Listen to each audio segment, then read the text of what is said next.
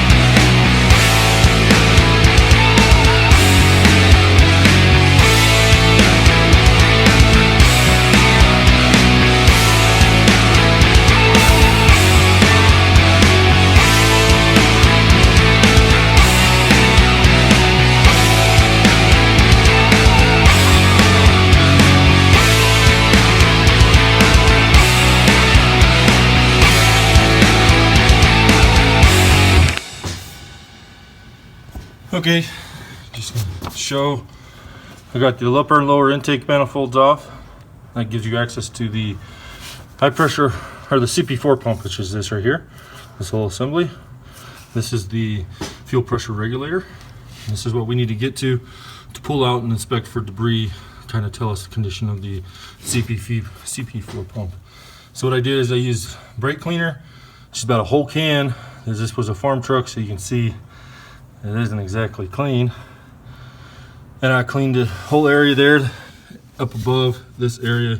That way nothing can get bumped and fall into that CP4, because it'll destroy the pump and the fuel system and everything. So again, we're at this point. We confirmed the cylinder has good compression, so we think it's an injector issue. But before I throw any money into it, I want to see the condition of the CP4 pump. So that's what we're working on now. Okay, so I think I lost some video footage.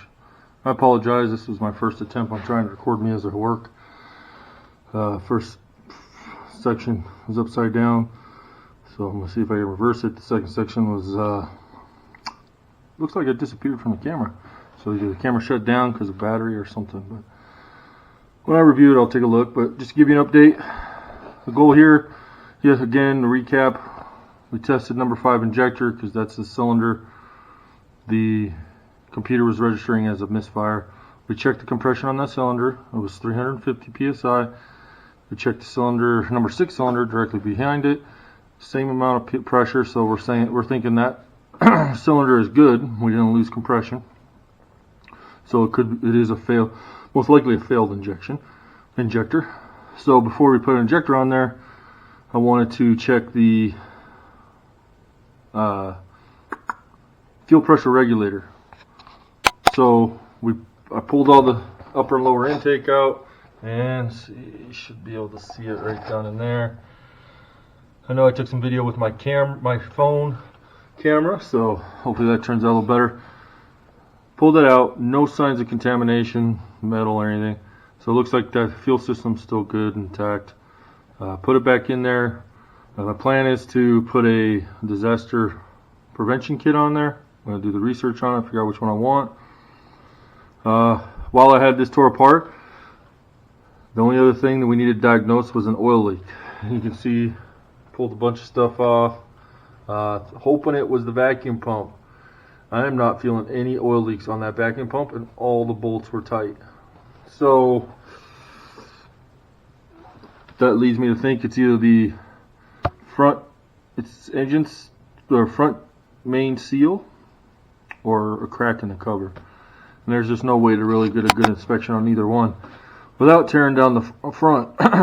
I'm leaning towards a front seal issue, and that concerns me because it seems like a good quality seal. I don't know what would cause it to go out. I did check blow-by today. Didn't have any blow-by, no pressure in the system, so I don't think it's a crankcase vent issue. So now I'm thinking might have a spun bearing on the main shaft, but I don't know. I'm going to do some research before I can even check the fronts anymore. I'm going the front cover. My plan is to pull off everything off the front here, the radiator, drain the coolant, pull off both radiators, get a good view on it. So I got a good look at everything, clean up the cover, check for cracks, check that front seal, see if I can figure out where that leak is coming from, if it's obvious. And while I got it apart, I'll check everything else. Probably change the belt, the tensioner. But right now, I can't go any further with this truck without doing some research and finish some other projects. So you can see I put foil tape on all ports,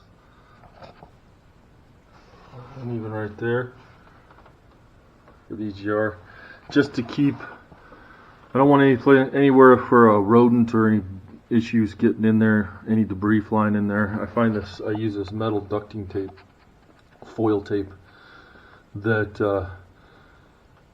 I find it just works really good. It's stiff, it's rigid, it holds up better, sticks really good to itself, and if you have a clean surface. It sticks good to that. So my plan's to make a little parts list. Obviously, I'll be replacing the filters, fluids, draining the coolant, getting everything down. I'll probably end up pulling off the whole front of the truck just to make it easy, so I can get a good inspection of the front cover. Here is what I took off today. So you can see you got the upper intake, you got the lower intake, boost tube intake. What I found pretty crazy is, see if you can pick it up, how much carbon and buildup inside that pipe. And I'm seeing that on all this intake. I went ahead and pulled off the tensioner. Made it easier to get that fan slid forward. I got my bolts all tagged and bagged. So, again, just going to go put a pause on this, do some research, figure out what we want to do. I'd kind of like to just rebuild it so I know I got a new engine and I can put my own million miles on it. Worry free, but we'll see. Do some research. I gotta finish building a fence, lay some tile down in 3 bedrooms, flooring tile, build a cabinet in the kitchen for our double oven. And that's just, and fix the Cadillac. The wife's Escalade should be getting a new oxygen sensor and automatic daylight headlights sensor. So those parts should be coming in here in a couple days. Once those come in, I gotta get her car done. So this one I'm just gonna pull out with the loader, park it off to the side until I make a decision and catch up on some projects. So stay tuned. If you got suggestions, ideas, let me know. If you think it's that front seal, what would cause that front seal to go out, I have some suspicions of my own. Alright, have a good one. Alright, after doing some research, we found that these chassis cab trucks actually have a different turbo, and part of the intake is also different. This is a reduced power compared to a standard pickup with the 6.7. So my plan's to replace the turbo and the intake so we get the same power as a standard pickup. We'll also get a tune. We'll have to get a tune done so it will accommodate the new turbo and intake. So our plan now is to rebuild the motor or get a long block. We're going to do the research, figure out which is the best option. Once we get the motor tore down and see if it is rebuildable, see what kind of damage there is.